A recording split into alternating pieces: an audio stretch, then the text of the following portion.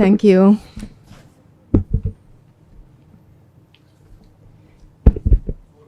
Yeah. Thank you, my brother, Mr. Baymastal. Assalamu alaikum wa rahmatullahi ta'ala wa barakatuh. Maybe my speech is going to be engaged, both English and Arabic, but I'm going to speak in English firstly, but there may be some interconnectivity with Arabic words. I have to. First of all, I have to say hello and good afternoon to our distinguished panelists and distinguished guests and delegates. And I would like to extend my thanks and deep gratitude to His Excellency Dr. Muhammad Abdul-Ati for his kind invitation. And I also would like to thank the conference organizers and the Secretariat. It's an honor for me to address your honorable gathering. At the time, the regional and the world are facing many challenges, hazards, and crises, environmentally, socially, and economically. The disputes and tension over natural resources and land's tenure and water demands may exacerbate the issue, though a call towards cooperation for water and water security is needed, especially in light of the second International Water Decade, which launched on 2018 up to 2028, following that first one, which was on 2008 up to 2018. Although there is no singular definition of water cooperation, it can be defined as a voluntary arrangement mechanism in which two or more parties engage in a mutually beneficial exchange instead of competing for the same water resources, unlikely with convergence with water diplomacy, because water diplomacy actually is looking for the political dimension. The transboundary water resources and cooperation in this site require a shared long-term vision for peace and stability in the region. And it's usually more technically, which was this water diplomacy. Though cooperation is an optimum term and will definitely lead to convene and convergence, including aspects of sustainable development. Cooperation in the field of water, especially international rivers. And for this, I am going to stick on the Nile River. Nile River, by term, is an international river. It's based on appealing to international laws and characters or charters, and in accordance with the reference and the standards studies that take into account the impact of benefits and gains, both life, social, economic, and environmental and ecological for all parties alike. In the field of dams, safety measures must be taken into consideration. Not only construction, but the safety of lives, the property and peoples, and their lands, while preserving environmental standards and ecological balance, which is very important.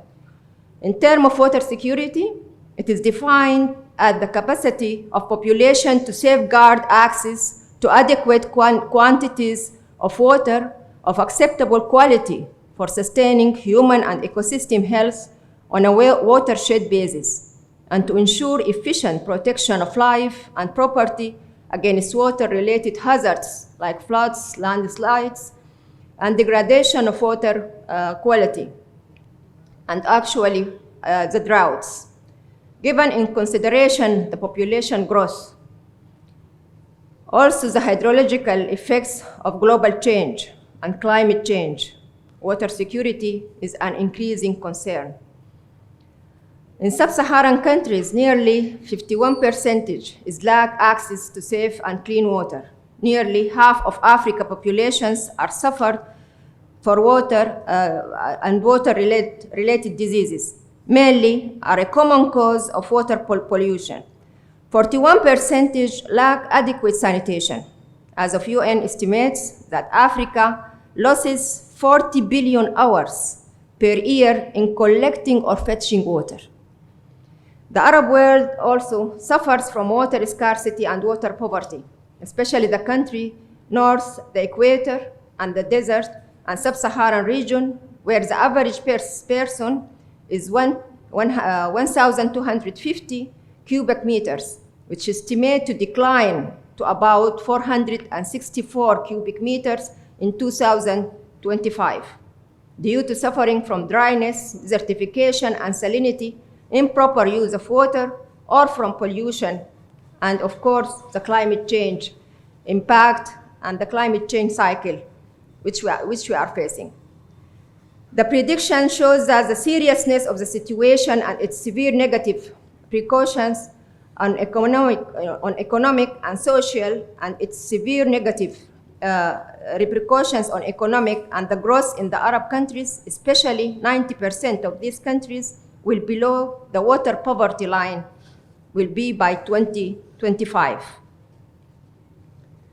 Therefore, no other sources of water other than surface water in many cases, no underground water, and no maybe riparian rivers or other sources of water, which are exposed, even though surface water are exposed to evaporation due to high temperature or winds. Likewise, most of the people of Sudan suffer from water poverty, especially those in the west, east, or even in the center, which requires the efficiency of the sector facility and implementation of water harvesting programs for drinking, or also for agriculture and industry to be taken into consideration. The per capita now is reached 350 up to 750 cubic meter per year, which is less than 1,000 cubic meter per year for the person according to the standard value per capita, which is estimated by the UN internationally. Likewise, also Egypt is reaching 560 cubic meter per year as estimated according to the average standard of the capita per person. When addressing the issue of water and water security, it is necessary to talk about sanitation. We have not to forget this issue. The sanitation conditions and hygiene for its direct and indirect effects and impacts to water pollution, especially when the pipelines or the broken of pipelines mixed or broken, or the siphon wells are drilled in the wrong way and their effect upon the groundwater, or in the case of floods and torrential rains and the collapse of latrines, and the infections might happen due to waterborne diseases such as malaria, typhus, and schistosomiasis, and gastroenteritis. The SDG 2030 Agenda for Sustainable Development was adopted by all United Nations members, stated in 2015 as a global partnership to achieve the sustainable peace and prosperity for all. Among the 17 Sustainable Development Goals is the SDG 6, and actually the water is intersect with all SDGs goals. At the same time, the availability of sustainable water and sanitation is essential for leading healthy and dignified lives. As water is life, sanitation is dignity. In addition to the health, there is the poverty reduction, education, and environmental sustainability objectivity. The SDG 6 also increased the ambitions of global water sanitation coverage beyond that, to establish and being established after the MDGs, to including water resource management into consideration, because it gives a holistic approach to reach the water resource management and give the impact or to address or focus on the ecosystem and the balance in the environment, and also in cooperation and capacity building and partnerships. Though the SDG 6 include these 8 specific targets around these themes and intersects with all the SDG goals. At current rates of progress, after random evaluation of many countries, the SDG target will not be achieved by 2030, unfortunately, especially in most of African countries, to reach this prosperity and cooperation and water resource management. Parallel to that, a group of civil society organizations and activists and group leaders from civil society in Africa, especially Nile water basins, are advocates for peace. And this, we launched it by April 2021. Because that we have seen that many of the problems has been initiated, especially among this Nile River issue and the issues of other maybe basins alongside Africa region. For that, those group of people try to phasing out this agenda of 2030 agenda and calling upon the government even to take over the peace and cooperation thoughts and call. They have many organizations included.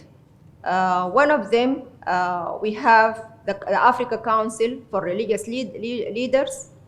We have also the civil society organization coalition platform. This is Africa Platform Monitoring in Kenya. We have also researchers and activists in the field of water and human rights and peace building. One of them, if you know it from Egypt, we have Ma'at organization for human rights and peace building and development.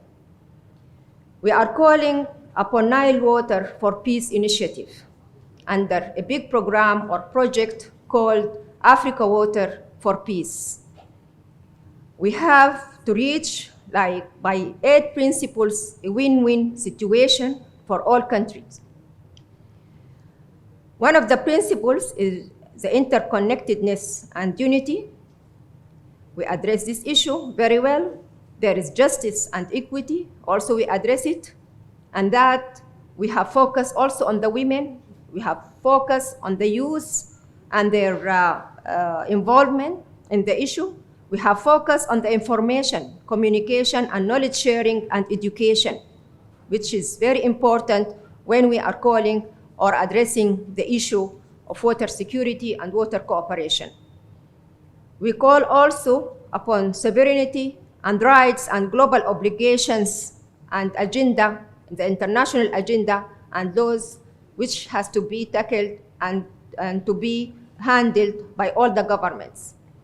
The role of women and youth, as I mentioned, and to avoid by the end the disputes and conflict and disagreements, and to call upon agreement and upon negotiation and peace-building negotiation. The Nile for all, this is the agenda which we are calling upon for cooperation on water resources management. The coalition also have a big role as a mediator and observer and make some visits and activities alongside the African countries. We have started with the AU Charter and meet with His Excellency, the President of the Democratic Republic of Congo, and call upon the UN and some of the African diplomats. And this actually has been happened before the UN call for the 3 countries, Sudan and Ethiopia and Egypt, to run out the negotiation and to kick off the negotiation again. We have made some activities alongside our countries and inside our countries, and in this we engage the media, we engage the public in a diplomacy call, and we call these African diplomats and also considering the diplomats in our countries, the ministers and the diplomats like the ambassadors for African in our countries. Nevertheless, it's not like just stand for Egypt or Sudan and Ethiopia, but we include all the Nile River basins and all Africa region. On the other hand, the best example of means of cooperation and partnership between 2 countries is the Nile Water Agreement, which signed between Egypt and Sudan in 1959. I would like to give it as a good example. for fruitful and constructive cooperation, which was content to benefit from the Nile surplus water in squandering in the construction of reservoirs of dams to generate hydroelectric power, but also to benefit from water in drinking for citizens and animals and for agriculture. This has been before Sudan building its reservoirs or dams, which now Sudan is tackling on those dams in hydroelectric power and in water drinking. But it comes through under cooperation and negotiation for 4 years between Egypt and Sudan till we finally find that this term of cooperation is well affected. The two countries agreed after consultation that to build the Reseris Dam in 1966 and Khashm al-Girba Reservoir in 1965, and Egypt built at that time the Aswan High Dam Reservoir in 1968. That means it's not just a surplus of water is going and runoff towards the Mediterranean Sea, but it enriched their reservoirs by 22 billion meter cubic, which was flowing by that time to the Mediterranean. And they generate like 2,000 megawatts, and this really was seen as a fruitful example for water cooperation and win-win situation. We need really, by my final words, to invest in the field of water, and the supply chain of water, consolidate the concept of water security, and working on the principles for integrated water resources management, which is based on developing policies, enforcing legislations, building institutional capacities, and at the same time engaging communities, because we see most of the negotiations are happening without engaging the civil society organizations, which are thoughts are very important in these dialogues. At the same time, to exchanging information and transparency even with the information, and to consolidate the research work and for this agenda with fulfillment of monitoring and evaluation. We also need to transfer sustainable technologies that can be applied in these countries and exchange the experiences and expertise and innovation between countries, especially in the transfer of technologies which working in agriculture and water fields to reduce waste of water and preserve the value of water. At last, but not least, I would like to say water is life. Climate is water. Yeah, we have to think about this very effectively. The climate is coming from the water issues, and without water and the issues of climate, actually that means because there is a severe in water surplus as surface water or I mean the rainfall itself. Finally, ladies and gentlemen, with my final words, nothing rather than cooperation in sharing water resources for the sake of peace building and security in the region and prosperity of the nations. Thank you so much. Thank you so much. Water is life. Yeah. Water is climate change. The first manifestation of climate change is on water. It's either too much water floods that we are seeing everywhere. You know, this year we have seen experience all over the world, be it in Europe, in France, in Germany, in the United States, extreme floods. At the same time, we have seen fires all over in the Mediterranean. We are seeing all sorts of things are being manifested, and that's climate change and have impacts on water. So we are, as studies